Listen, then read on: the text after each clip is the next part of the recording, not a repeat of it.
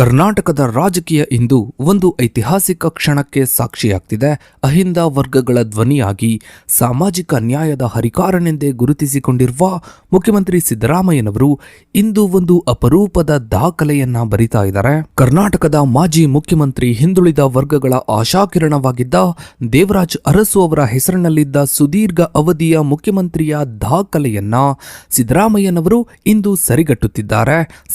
1970ರ ದಶಕದಲ್ಲಿ ಅರಸು ಅವರು ಸೃಷ್ಟಿಸಿದ್ದ ಈ ಮೈಲುಗಲ್ಲನ್ನ ತಲುಪಲು ದಶಕಗಳೇ ಬೇಕಾಯಿತು. ಸಿದ್ದರಾಮಯ್ಯನವರ ಈ ಸಾಧನೆಯ ಹಿಂದಿರುವ ರಾಜಕೀಯ ಹಾದಿ ಎಂತಹದ್ದು, ದೇವರಾಜ್ ಅರಸು ಮತ್ತು ಸಿದ್ದರಾಮಯ್ಯನವರ ಆಡಳಿತ ವೈಖರಿಯ ನಡುವಿನ ಹೋಲಿಕೆಗಳೇನು ಮತ್ತು ಈ ಐತಿಹಾಸಿಕ ಸಂಭ್ರಮಕ್ಕೆ ರಾಜ್ಯದಾದ್ಯಂತ ನಡೀತಾ ಇರುವ ಸಿದ್ಧತೆಗಳೇನು, ಇದರ ಬಗ್ಗೆನೇ ಒಂದು ವಿಶೇಷ ವರದಿ ಇದೆ, ಬನ್ನಿ ನೋಡ್ತಾ ಹೋಗೋಣ. ಕರ್ನಾಟಕದ ರಾಜಕೀಯ ಇತಿಹಾಸದಲ್ಲಿ ಜನವರಿ 6, 2026 ಒಂದು ಐತಿಹಾಸಿಕ ಮೈಲುಗಲ್ಲಾಗಿ ದಾಖಲಾಗ್ತಾ ಇದೆ.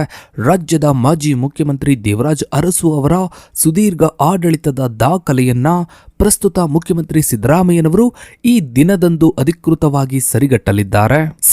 1970ರ ದಶಕದಲ್ಲಿ ಅರಸು ಅವರು ಸ್ಥಾಪಿಸಿದ 2792 ದಿನಗಳ ಮುಖ್ಯಮಂತ್ರಿ ಅವಧಿಯ ಈ ದಾಖಲೆಯು ಕಳೆದ 4.5 ದಶಕಗಳಿಂದ ಅಜೇಯವಾಗಿತ್ತು. ಈಗ ಸಿದ್ದರಾಮಯ್ಯನವರು ತಮ್ಮ 2 ಅವಧಿಗಳ ಆಡಳಿತದ ಮೂಲಕ ಈ ಮೈಲುಗಲ್ಲನ್ನ ದಾಟಿ ರಾಜ್ಯದ ಅತಿ ಹೆಚ್ಚು ಕಾಲ ಅಧಿಕಾರ ನಡೆಸಿದ ಜನಪ್ರಿಯ ನಾಯಕ ಎಂಬ ಹೆಗ್ಗಳಿಕೆಗೆ ಪಾತ್ರರಾಗ್ತಾ ಇದ್ದಾರೆ. ಈ ಸಾಧನೆಯು ಕೇವಲ ಅಂಕಿಅಂಶಗಳ ಆಟವಲ್ಲ, ಬದಲಾಗಿ ಕರ್ನಾಟಕದ ಅಹಿಂದ, ಅಲ್ಪಸಂಖ್ಯಾತರು, ಹಿಂದುಳಿದವರು ಮತ್ತು ದಲಿತರ ಚಳುವಳಿಯ ಸಾಂಸ್ಥಿಕ ಯಶಸ್ಸಿನ ಪ್ರತೀಕವಾಗಿದೆ. ಕರ್ನಾಟಕದ ಏಕೀಕರಣದ ರಾಜಕೀಯ ಇತಿಹಾಸವನ್ನ ಗಮನಿಸಿದರೆ ರಾಜಕೀಯ ಅಸ್ಥಿರತೆ ಮತ್ತು ಪದೇ ಪದೇ ಮುಖ್ಯಮಂತ್ರಿಗಳ ಬದಲಾವಣೆ ಸಾಮಾನ್ಯ ಸಂಗತಿಯಾಗಿತ್ತು.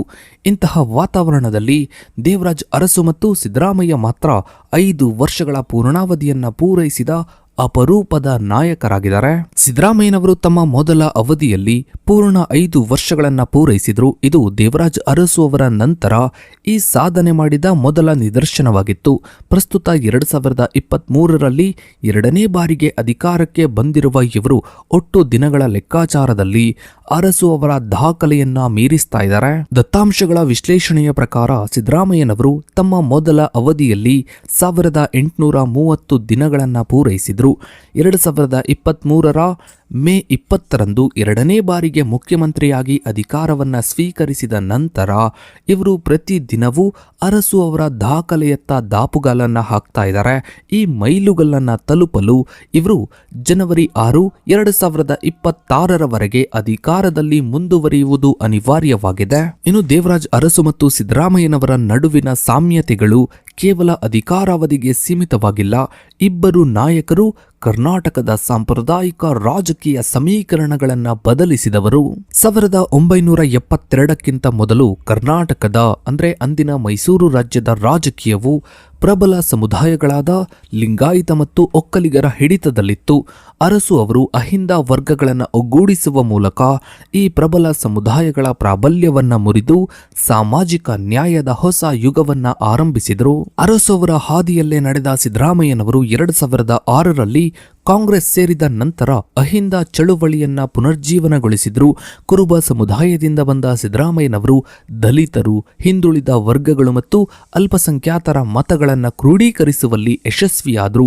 ಈ ಸಾಮಾಜಿಕ ಶಕ್ತಿಯೇ ಇವರಿಗೆ 2013 ಮತ್ತು 2023ರಲ್ಲಿ ಭರ್ಜರಿ ಬಹುಮತ ತಂದುಕೊಡ್ತು.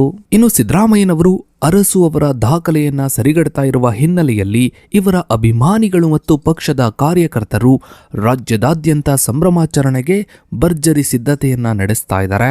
ಈ ಸಂಭ್ರಮವು ಕೇವಲ ರಾಜಧಾನಿ ಬೆಂಗಳೂರಿಗೆ ಸೀಮಿತವಾಗಿರದೆ ಗ್ರಾಮೀಣ ಮಟ್ಟದವರೆಗೂ ಕೂಡ ಹರಡ್ತಾ ಇದೆ. ಮುಖ್ಯಮಂತ್ರಿಗಳ ಸುದೀರ್ಘ ಆಡಳಿತದ ಮೈಲುಗಲ್ಲನ್ನ ಆಚರಿಸಲು ಬೆಂಗಳೂರು ತುಮಕೂರು ರಸ್ತೆಯ ಭವಾನಿನಗರದಲ್ಲಿ ಇವರ ಅಭಿಮಾನಿಗಳು ಬೃಹತ್ ಬಾಡೂಟವನ್ನ ಆಯೋಜಿಸ್ತಾ ಇದ್ದಾರೆ. ಜನವರಿ 6ರಂದು ನಡೆಯುತ್ತಾ ಇರುವ ಈ ಕಾರ್ಯಕ್ರಮದಲ್ಲಿ ಸಾವಿರಾರು ಜನರಿಗೆ ನಾಟಿಕೋಳಿ ಊಟದ ವ್ಯವಸ್ಥೆಯನ್ನ ಮಾಡಲಾಗಿದೆ. ಈ ಸಂಭ್ರಮವು ಸಿದ್ದರಾಮಯ್ಯನವರ ಜನಪ್ರಿಯತೆಯನ್ನ ಪ್ರದರ್ಶಿಸುವ ಒಂದು ವೇದಿಕೆಯಾಗಲಿದೆ. ಈ ರೀತಿಯ ಆಚರಣೆಗಳು ಸಿದ್ದರಾಮಯ್ಯನವರನ್ನು ಒಬ್ಬ ಮಾಸ್ ಲೀಡರ್ ಆಗಿ ಬಿಂಬಿಸುವ ಪ್ರಯತ್ನದ ಭಾಗವಾಗಿವೆ. ಜನ್ಮದಿನದ ನಂತರದ ಅತಿದೊಡ್ಡ ಶಕ್ತಿ ಪ್ರದರ್ಶನವಾಗಿ ಜನವರಿ 25ರಂದು ಮೈಸೂರಿನಲ್ಲಿ ಬೃಹತ್ ಅಹಿಂದ ಸಮಾವೇಶವನ್ನ ಆಯೋಜಿಸಲಾಗಿದೆ.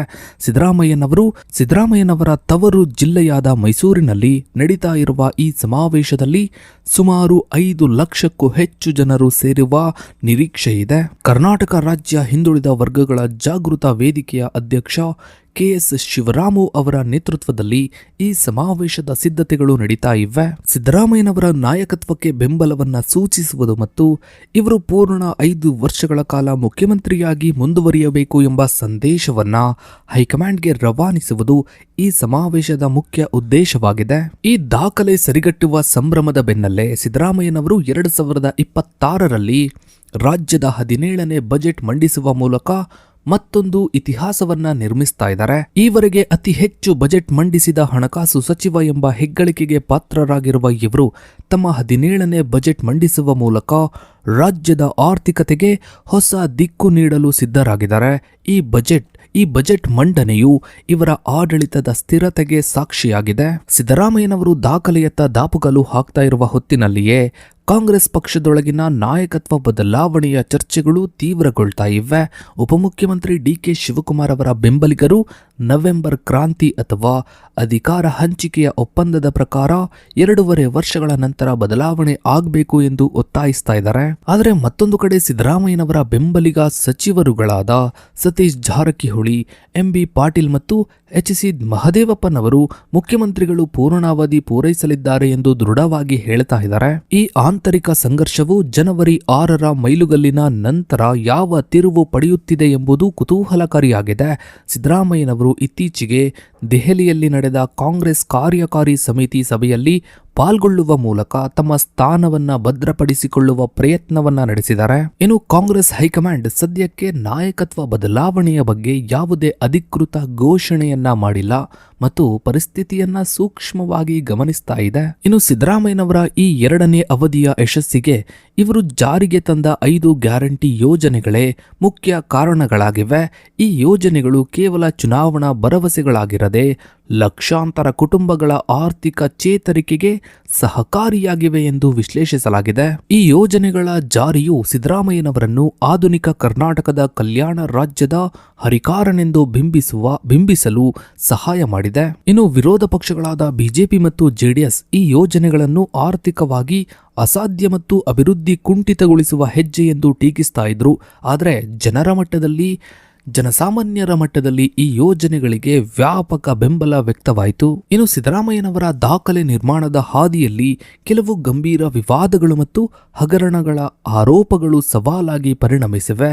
ಮುಖ್ಯವಾಗಿ ಮೂಡ ನಿವೇಶನ ಹಂಚಿಕೆ ಹಗರಣ ಮತ್ತು ವಾಲ್ಮೀಕಿ ಅಭಿವೃದ್ಧಿ ನಿಗಮದ ಹಣ ದುರುಪಯೋಗದ ಪ್ರಕರಣಗಳು ಸರ್ಕಾರವನ್ನು ರಕ್ಷಣಾತ್ಮಕ ಸ್ಥಿತಿಗೆ ತಳ್ಳಿವೆ. ಲೋಕಾಯುಕ್ತ ಮತ್ತು ಜಾರಿ ನಿರ್ದೇಶನಾಲಯದ ED ತನಿಖೆಗಳು ನಡೀತಾ ಇರುವುದು ಇವರ ರಾಜಕೀಯ ಭವಿಷ್ಯದ ಮೇಲೆ ಪ್ರಭಾವ ಬೀರಬಹುದು. ಸೊ ಇದಾಗಿತ್ತು ಸ್ನೇಹಿತರೆ ಇವತ್ತಿನ ಈ ಒಂದು ವಿಡಿಯೋದ ಬಗ್ಗೆ ನಿಮ್ಮ ಅನಿಸಿಕೆ ಅಭಿಪ್ರಾಯಗಳನ್ನ ತಪ್ಪದೆ ಕಮೆಂಟ್ ಸೆಕ್ಷನ್ ಅಲ್ಲಿ ಕಮೆಂಟ್ ಮಾಡಿ. ಹಾಗೆ ವಿಡಿಯೋಗೊಂದು ಲೈಕ್ ಮಾಡ್ತಾ ವಿಡಿಯೋನ ಆದಷ್ಟು ಎಲ್ಲ ಕಡೆ ಶೇರ್ ಮಾಡಿ. ನೀವಿನ್ನು ನಮ್ಮ ಚಾನಲ್ಗೆ ಸಬ್ಸ್ಕ್ರೈಬ್ ಆಗಿಲ್ಲ ಅಂದ್ರೆ ಕೆಳಗಡೆ ಕಾಣ್ತಾ ಇರೋ ಸಬ್ಸ್ಕ್ರೈಬ್ ಕ್ಲಿಕ್ ಮಾಡಿ. ಹಾಗೆ ಪಕ್ಕದಲ್ಲಿ ಕಾಣೋ ಬೆಲ್ ಐಕಾನ್ ಕೂಡ ಕ್ಲಿಕ್ ಮಾಡಿ. Thanks for